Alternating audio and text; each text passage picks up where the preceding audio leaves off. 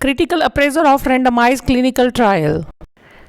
Critical appraisal of an RCT, आज उसमें हम उसका थर्ड स्टेप रिजल्ट्स और क्लिनिकल बॉटम लाइन को डिस्कस करेंगे. So the third part is interpreting the results of an intervention study. First appraisal question इसका होगा, were the group similar at base line.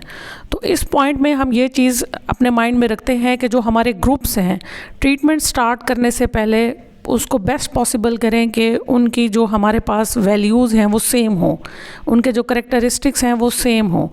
और जब हम रेंडमाइजेशन करते हैं सब्जेक्ट्स की, तो रेंडमाइजेशन ही इस प्रोसेस को इंश्योर करती है कि हमारे ग्रुप्स जो हैं वो स्टडी के स्टार्ट से या प्री इंटरवेंशन सेम होंगे. जब भी हमारे ग्रुप बेस लाइन करेक्टरिस्टिक्स में सेम होंगे तो हम सर्टन होंगे, हम श्योर होंगे कि जो हमारे रिजल्ट्स हैं आफ्टर इंटरवेंशन वो किसी ख़ास इंटरवेंशन की वजह से ही आए हैं जो हमने अप्लाई की है. अगर तो हम इस रेंडमाइजेशन को सक्सेसफुल नहीं कर पाते या हमारे ग्रुप्स किसी भी वजह से बेस लाइन इंटरवेंशन पे सेम नहीं हैं बेस लाइन करेक्टरिस्टिक्स में, तो उससे क्या होगा, हमारे रिज़ल्ट्स के बारे में हम अनसर्टन होंगे कि वो रिज़ल्ट्स डेफिनेटली ही हमारे ट्रीटमेंट की वजह से आए हैं, ना कि किसी और वजह से. लेकिन अगर हमारे करेक्टरिस्टिक्स जो हैं वो बेस लाइन सेम नहीं हैं और ग्रुप जो हैं वो प्री इंटरवेंशन डिफरेंट वैल्यूज़ रखते हैं, तो उसकी 3 रीज़न हो सकती हैं. जिसमें सबसे पहले कि अगर आपके ग्रुप में बहुत ज़्यादा डिफरेंस है बेस लाइन में, तो इसका ये मतलब है कि आपकी रेंडमाइजेशन सक्सेसफुल नहीं थी, या जो आपने मेजरमेंट्स ली हैं वो डिफरेंट लोगों ने ली हैं और उसकी वजह से एरर हुआ है. और इसके अलावा जो आपने मेजरमेंट टेस्ट या इंस्ट्रूमेंट इंट्रोड्यूस करवाया है उसमें भी एरर है. Second question is the were outcome measure reliable and valid. ये इसमें हमारे पास reliability of tester and participant हम मेजर करेंगे. हमारे पास हाई क्वालिटी डाटा और उसमें से फिर रिजल्ट्स प्रोड्यूस करने के लिए ये ज़रूरी है कि जो हमने डाटा एंटर किया है वो वैलिड हो और रिलायबल हो. मीन उसके जो डाटा के रिजल्ट्स हैं वो जब भी रिप्रोड्यूसेबल हो, चाहे वो कोई एक पर्सन पे हम रिपीट कर रहे हैं या सेम थेरापिस्ट उसको डिफरेंट सिचुएशन में रिपीट करे, तो वो रिजल्ट सेम हो और रिप्रोड्यूसेबल हो. इसमें 3 चीज़ें आ जाती हैं. One is the inter rater reliability, second is the intra rater reliability and third one is the intra subject reliability. Intra rater reliability क्या चीज़ है? That is the repeatability of a measure by the same therapist on the same patient at 2 और more time points. कि आपके पास एक patient है और उसी पेशेंट पर एक फिजियोथेरेपिस्ट ने 2 टाइम मेजरमेंट ली हैं और दोनों टाइम मेजरमेंट लेने से सेम रिजल्ट्स रिप्रोड्यूस हुई हैं, तो that mean your data is intra rater reliable. यहाँ पर एक एग्जांपल है कि अगर हम नी फ्लेक्शन की रेंज फर्स्ट टाइम अगर एक पेशेंट से एक थेरेपिस्ट ने मेजर की और वो 120 डिग्री आई है, तो दैट्स मीन अगर हम दोबारा उससे नी फ्लेक्शन की रेंज कंप्लीट करते हैं again second third fourth time वो सेम ही रिजल्ट्स आ रहे हैं, तो that is data is reliable. Next is the inter rater reliable. Mean कि आपकी repeatability of results between 2 group और मोर थेरेपिस्ट होनी चाहिए. पेशेंट आपका सेम हो और सेम पेशेंट पर 2 डिफरेंट फिजियोथेरेपिस्ट अपनी कोई टेक्निक अप्लाई कर रहे हैं या उससे कोई वैल्यू मेजर कर रहे हैं, तो रिजल्ट सेम होने चाहिए. तो दैट मीन कि हमारा जो डाटा होगा वो इंटर रेटर रिलायबल होगा.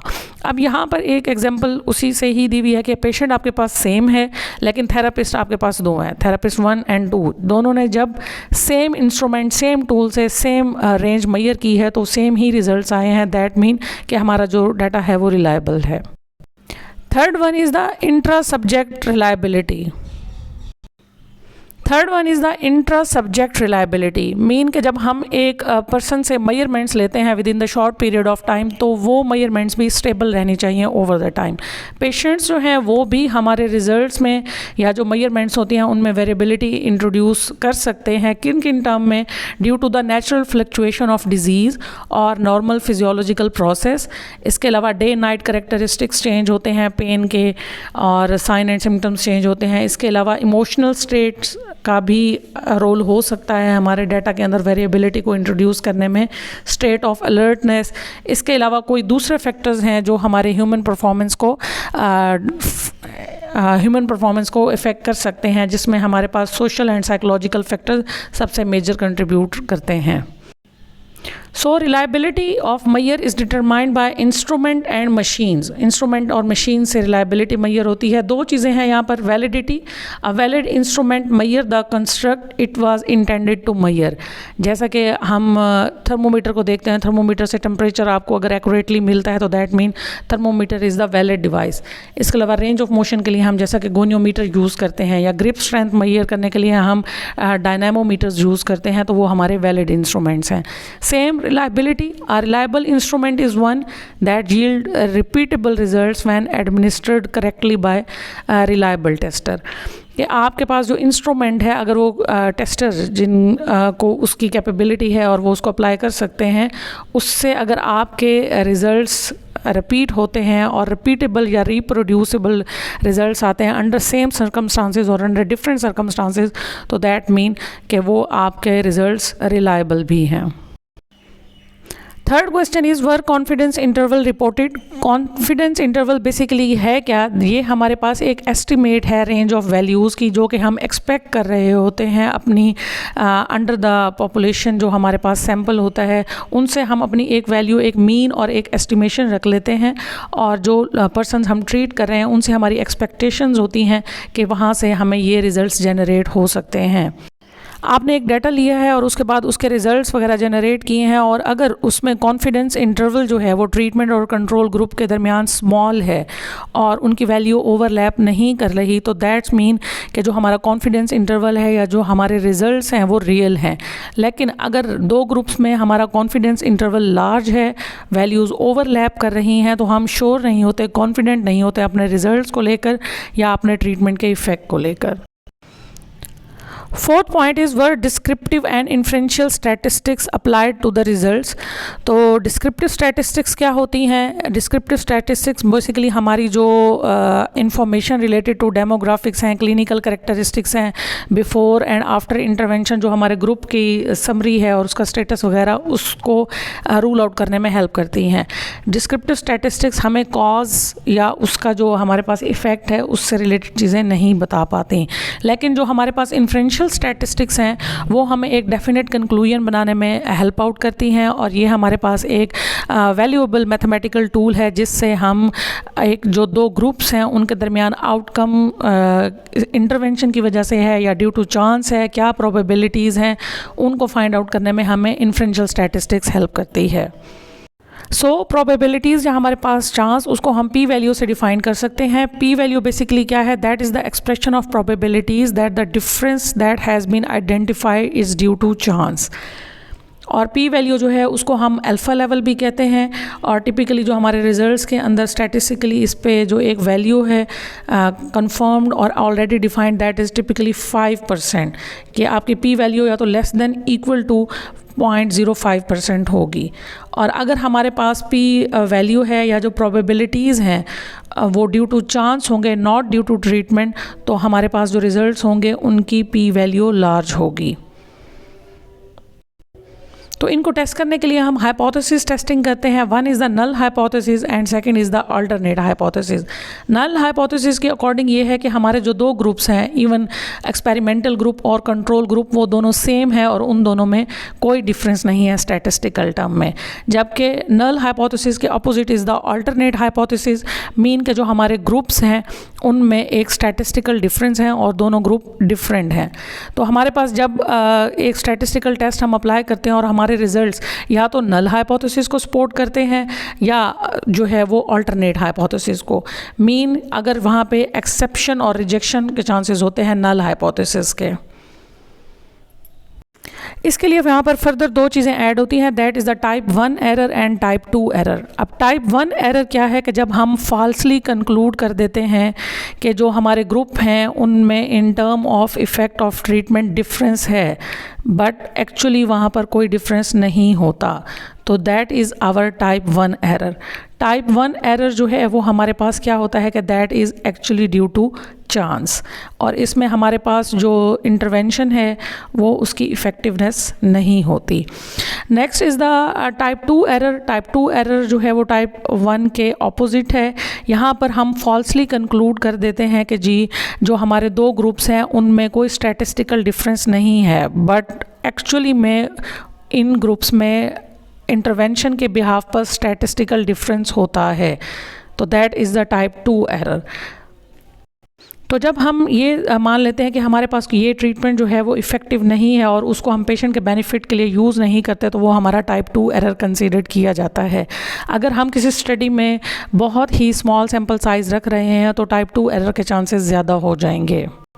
नेक्स्ट RCT का जो हमारे पास फोर्थ पार्ट है, that is the summarising the clinical bottom line of an intervention study, जिसका सबसे पहला पार्ट है was there a treatment effect, if so was it clinical relevant. तो अगर हमने एक ट्रीटमेंट किया है तो उससे क्या कोई क्लिनिकल हमें बेनिफिट मिलेगा या नहीं इन टर्म ऑफ पेशेंट इंडिपेंडेंस, तो उसको हम इफ़ेक्ट साइज़ या कोहेंस डी से भी फाइंड आउट कर सकते हैं। और ये हमारे पास इफ़ेक्ट साइज़ या जिसको हम कोहेंस डी कहते हैं, ये हमें सैम्पल्स या वैल्यूज़ प्रोवाइड करता है कि how far apart the two means are relative to the variability. तो किसी भी स्टडी को क्लिनिकली इंपॉर्टेंट होने के लिए ये ज़रूरी है कि जो हमने इंटरवेंशंस वगैरह अप्लाई की हैं वो इंटरवेंशंस पेशेंट को उसकी डेली लाइफ में हेल्प आउट करें, मीन वो पेशेंट के लिए वैल्यूएबल हो। अगर पेशेंट को, अगर हम यहाँ पर एक एग्जांपल मेंशन है कि अगर पेशेंट की ग्रिप स्ट्रेंथ हमने इम्प्रूव कराई है, तो वो ग्रिप स्ट्रेंथ इतनी इम्प्रूव होनी चाहिए कि जिससे पेशेंट अपने डेली के लिविंग टास्क वगैरह ईजिली परफॉर्म कर सके और उस इंटरवेंशन के बिहाफ पर पेशेंट की जो लाइफ है उसमें फंक्शन है, सेटिस्फेक्शन है या जो कंफर्ट है, पेशेंट को अपनी लाइफ में उस इंटरवेंशन की वजह से एक रियल डिफरेंस फील होना चाहिए। सो इफ़ेक्ट साइज़ जिसमें हम ये डिफरेंस फाइंड आउट करते हैं वेरिएबिलिटी में, उसका फार्मूला है जिसको हम डी से एक तो रिप्रेजेंट करते हैं, that is the mean group 1 minus mean of the control group divided by the standard deviation of control group. अगर तो इस तरह से करके आपके स्टडी के रिजल्ट्स में जो डी है उसकी वैल्यू अगर लार्ज आ रही है, तो दैट्स मीन कि जो दो ग्रुप्स हैं उनमें बहुत डिफरेंस है इन term of intervention and results output. तो ये देखने के लिए कि ये दोनों में कितना डिफरेंस है और वो कितने ज़्यादा जो हैं वो एक दूसरे से डिफरेंस रखते हैं, उसके लिए हमारे पास है number needed to treat. Number needed to treat क्या चीज़ है? That is the desire outcome in experimental group divided by desire outcome in control group. तो यहाँ पर एक एग्जाम्पल मेंशन है जिससे हम नंबर नीडेड टू ट्रीट, इसके अलावा 2x2 का टेबल बनाएंगे और उसके साथ साथ जो हमारे पास RCT के रिजल्ट्स के अप्रेजल से रिलेटेड चीज़ें हैं उनको इजीली कैलकुलेट कर पाएंगे। कि हमारे पास एक न्यू इंटरवेंशन है जिसका मेन एम ये है कि हमने पार्किंसन डिजीज़ से जो पेशेंट सफ़र कर रहे हैं उनमें हॉस्पिटलाइजेशन को कम करना है। इसमें 200 पेशेंट जो हैं वो इंक्लूड किए गए हैं, जिनमें एक ग्रुप कंट्रोल था और दूसरे ग्रुप को नाम दिया गया है न्यू इंटरवेंशन ग्रुप। अब कंट्रोल कंडीशन में क्या था कि जो उसमें 15 पार्टिसिपेंट हैं आउट ऑफ 100, उन्होंने एक्सपीरियंस किया है हॉस्पिटलाइजेशन को with in the 6 month follow up period, जबकि जो दूसरा न्यू इंटरवेंशन ग्रुप है उसमें 100 में से 5 लोगों ने एक्सपीरियंस किया है हॉस्पिटलाइजेशन को। तो हम यहाँ पर नंबर नीडेड टू ट्रीट को किस तरह से स्टेटस करेंगे? तो ये हमारे पास 2x2 का टेबल है जिसमें एक ट्रीटमेंट है, जिसमें एक हमारे पास एक्सपेरिमेंटल ग्रुप है या जिसमें हमने न्यू इंटरवेंशन अप्लाई की है, और second is the control group, no hospitalisation और हॉस्पिटलाइजेशन। तो जहाँ पर हमारा एक्सपेरिमेंटल ग्रुप है और वहाँ पर हॉस्पिटलाइजेशन 5 लोगों को हुई है और 95 लोगों को नहीं हुई, जबकि कंट्रोल ग्रुप में 15 लोगों की हॉस्पिटलाइजेशन का स्टे ज़्यादा था और 85 लोगों को नहीं हुआ। तो ये 2x2 टेबल के बाद हम यहाँ पर अब क्या कैलकुलेट करेंगे? उसका control event rate, experimental event rate, absolute risk reduction. Absolute risk reduction क्या है? कि risk of outcome in control group minus risk of outcome in treatment group. Control group से हम माइनस करेंगे ट्रीटमेंट ग्रुप के outcome को। इसके अलावा हमारे पास है रिलेटिव रिस्क रिडक्शन, उसको हम कैलकुलेट करेंगे, और नंबर नीडेड टू ट्रीट। तो ये एक टेबल है जिसमें उनकी स्टैटिस्टिकल कैलकुलेशन की वैल्यूज़ दी हुई हैं। कंट्रोल इवेंट रेट को हम 2x2 का टेबल इसी तरह पहले बनाएंगे जिस तरह से ये आपको यहाँ पर शो किया गया है। ये सिनेरियो है हमारे पास, इस सिनेरियो को हम फॉलो करते हुए ये 2x2 का टेबल बनाएंगे ट्रीटमेंट और हॉस्पिटलाइजेशन एक दूसरे के पैरेलल चलेंगी और उसके बाद उससे ये सारी वैल्यूज़ जो हैं वो ईज़िली कैलकुलेट कर सकते हैं।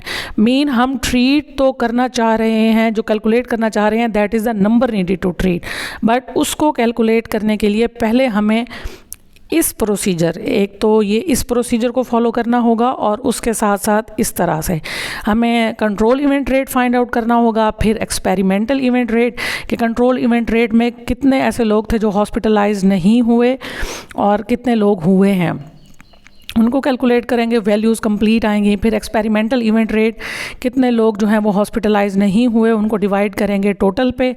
और उसके अलावा फिर हमारे पास एब्सोल्यूट रिस्क रिडक्शन है, that is the CER, mean आपने कंट्रोल इवेंट रेट को माइनस करना है एक्सपेरिमेंटल इवेंट रेट से। ये डेफिनेशन मैंने आपको पीछे भी बताई है।